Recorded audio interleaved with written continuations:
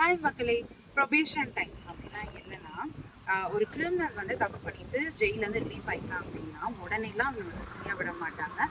ஒரு குறிப்பிட்ட காலத்துக்கு அவன் வந்து போலீஸோட கண்காணிப்பில் இருப்பான். அதாவது அவங்க கரெக்டாக இருக்காங்க, அவனோட பிஹேவியர் ஒழுங்காக இருக்கா அப்படின்னு பார்ப்பாங்க.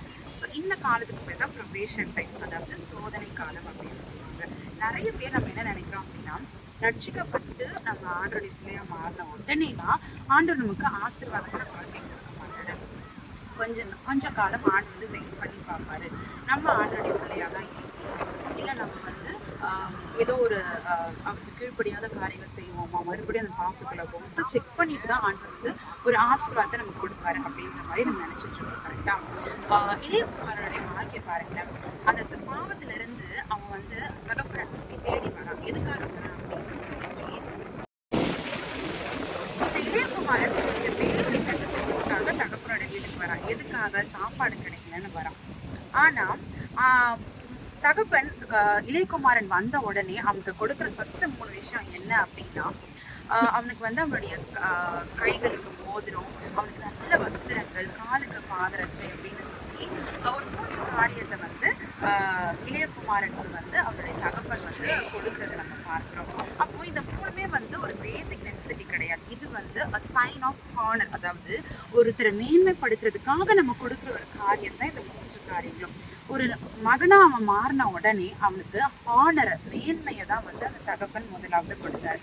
அதே போலதாங்க இன்னைக்கு நீங்க ஒரு வேலை நினைக்கலாம், ரட்சிக்கப்பட்டுட்டேன் ஆனா வந்து நான் வந்து ஒரு சோதனை காலம் மாதிரி ஒரு ப்ரிபரேஷன் டைம்ல இருக்கேன். அதாவது நான் சீக்கிரமா வந்து ஆசீர்வாதத்தெல்லாம் பெற்றுக்கொள்ள முடியாது. கொஞ்ச நாள் ஆண்டருக்கு நான் கீழ்ப்படிந்திருக்கணும், பாவம் செய்யாம இருக்கணும், இதெல்லாம் கண்காணிச்சுட்டு தான் ஆண்டவர் எனக்கு ஆசீர்வாதமான வாழ்க்கையை கொடுப்பாரு நீங்க நினைச்சிட்டு இருக்கீங்க அப்படின்னா நீங்க சர்வன்ட் கிடையாது. நீங்க கிரிமினலா ஆண்டவர் உங்களை பார்க்கல. நீங்க ரட்சிக்கப்பட்ட உடனே இந்த அதிகாரத்துல நீங்க பார்க்கும் போது உங்களுக்கு தெரியும், இந்த இளையகுமாரனை பார்த்து மூத்த குமாரன் வந்து ஒரு வந்துடும், நான் உங்க பிள்ளையா தானே இருக்கிறேன், உங்களுக்கு கீழ்படிச்சு நடக்கிறேன், ஆனா எனக்காக நீங்க இப்படி வந்து செலிப்ரேட் பண்ணல, எனக்கு இந்த மாதிரி மேன்மையெல்லாம் நீங்க கொடுக்கல, ஆனா இவன் பாவத்துல இருந்து வேசிகளிடத்துல உங்க பணத்தெல்லாம் வீணடிச்சுட்டு வந்திருக்கான், இவனை தலையில தூக்கி வச்சுட்டு கொண்டாடுறீங்கன்னு கேட்கும் போது அப்போ அந்த தகப்பன் அழகா ஒரு வார்த்தையை சொல்வார். என்ன அப்படின்னா, இவன் என் மகன், இவன் மறிச்சான், உயிரோடு எழுந்துட்டான், இவன் வந்து பாவின்னு கூட அந்த ஒரு வார்த்தை கூட அந்த இடத்துல வந்து பாவியா இருந்து இப்ப நல்லவனா ஆயிட்டான்னு தகப்பன் அந்த அதிகாரத்துல எங்கேயுமே சொல்றது நம்ம பார்க்க முடியாது.